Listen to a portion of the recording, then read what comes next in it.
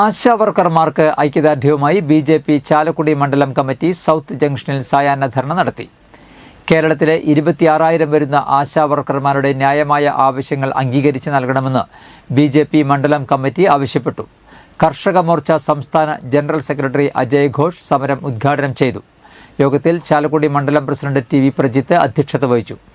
മണ്ഡലം general secretary Girish Kodassery, സംസ്ഥാന സമിതി അംഗങ്ങളായ കെ.എസ്. സുരേഷ്, കെ.പി. ജോർജ്, മണ്ഡലം ജനറൽ സെക്രട്ടറി രാജേഷ് പിഷാരിക്കൽ, മണ്ഡലം ഭാരവാഹികളായ K U. Dineshan, P K. Murali, P T. Jose, Sugu Pappari, K S. Kumar, Manju Girish, A K. Omana എന്നിവർ പ്രസംഗിച്ചു. ആശാവർക്കർമാർക്ക് മിനിമം ഓണറേറിയം,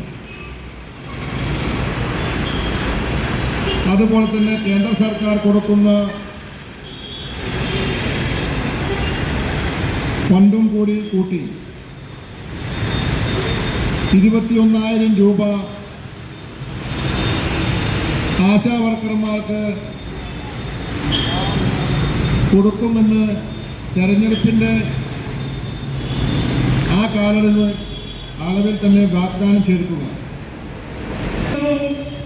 അംഗനവാടി ആശാ